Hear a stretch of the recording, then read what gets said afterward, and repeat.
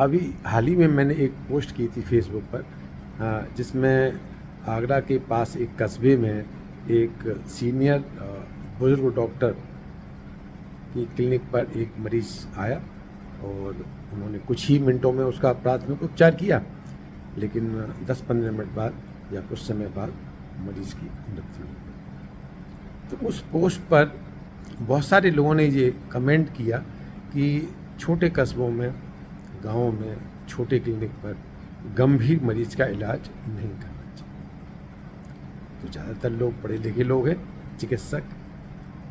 मान लें अगर किसी मरीज़ को ब्रेन स्ट्रोक हुआ है या हार्ट अटैक हुआ है या और भी कोई गंभीर बीमारी है, इन गंभीर एक्यूट कंडीशन में कुछ समय तक मरीज़ ठीक रह सकता है, ये लोग सभी जानते हैं।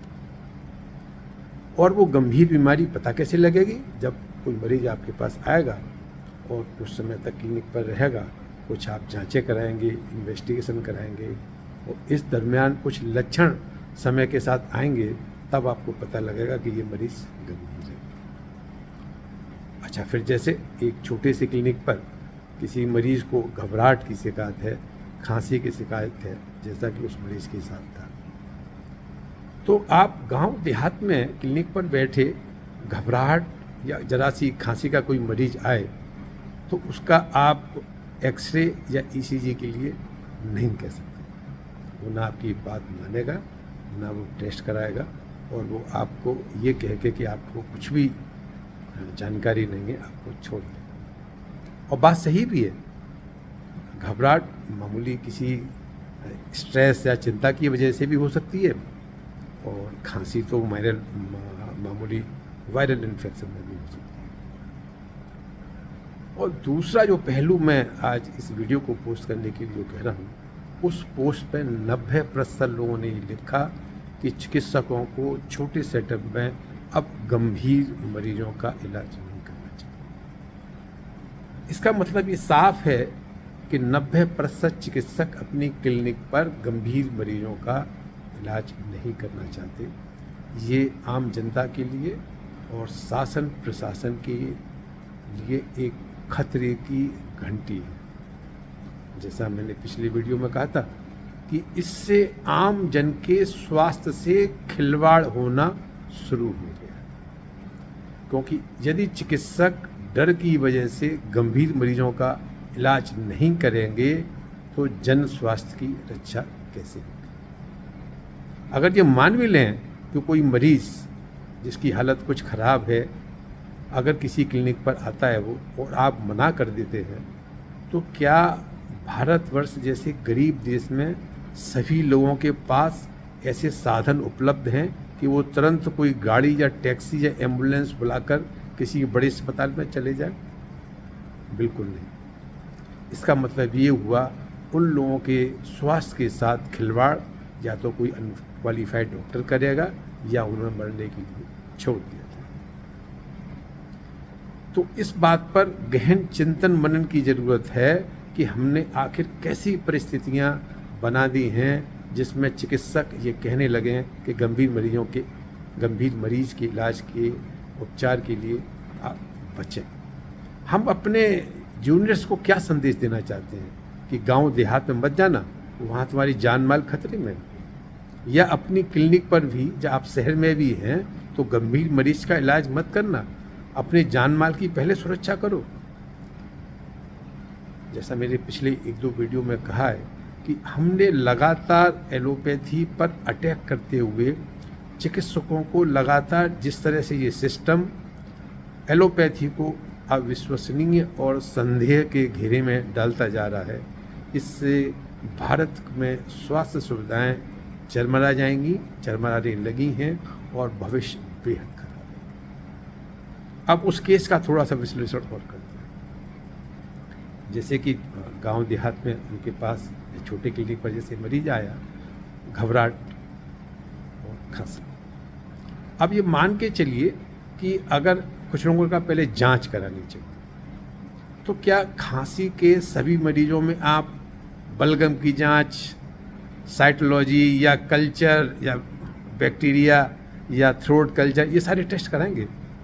क्या मरीज इसके लिए तैयार होगा? और आपने करा लिए, चलिए माना आपने, मरीज आया, उन्होंने जरा सा भी छाती में दर्द कहा, आपने उनका ECG करा दिया, इनका इकोकार्डियोग्राफी करा दी, तो 95-96% लोगों की ये जांचें आएंगी वो नॉर्मल आएंगी।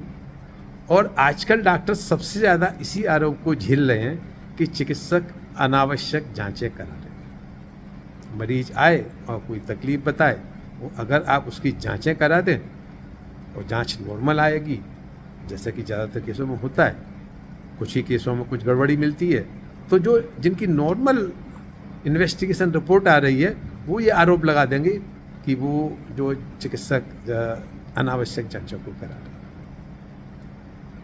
अब एक और पहलू की बात करते हैं, जैसे कि लगातार कहा जा रहा है कि चिकित्सक महंगी दवाएं लिख देते हैं। मानिए कोई मरीज है और वो ब्लड प्रेशर की आम दवाइयों को खा रहा है, और उसके मन में ये फितूर घुस गया है कि ये बीमारी में ये दवाइयाँ काम नहीं कर रही, तो ऐसे मरीजों के लिए कई बार आप महंगी दवाइयाँ लिखनी पड़ती हैं। कई बार मरीज के साथ बहुत सारे अटेंडेंट आए हुए हैं, बहुत सारी चिंता में हैं, तब आपका ट्रीटमेंट की अप्रोच बिल्कुल फ़र्क होती है। कई बार ऐसी सिचुएशन आती है, एक गरीब आदमी आता है, आपको मालूम है कि उसके पेशेंट को कैंसर है और वो कह रहा है कि साहब मेरे पास कुछ नहीं है, मेरी हालत इसकी ज़्यादा मदद करने की नहीं है, आप इसका जस्ट एक पैलिएटिव ट्रीटमेंट कर दीजिए। हर मरीज अलग होता है, हर परिस्थिति अलग होती है। आप किस जगह इलाज कर रहे हैं, मरीज़ की मन स्थिति क्या है, मरीज़ के परिजनों की स्थिति क्या है, आप किस समय इलाज कर रहे हैं। तो मेडिकल के लिए जो डिफरेंट सिचुएशन है उसमें चिकित्सक को अपने विवेक के अनुसार से मरीज़ को दवाइयाँ लिखनी पड़ती हैं, उसका उपचार करना पड़ता है। पर आजकल हो क्या गया है कि हम ज़रूरत से ज़्यादा जजमेंटल हो गए हैं। चिकित्सकों की हर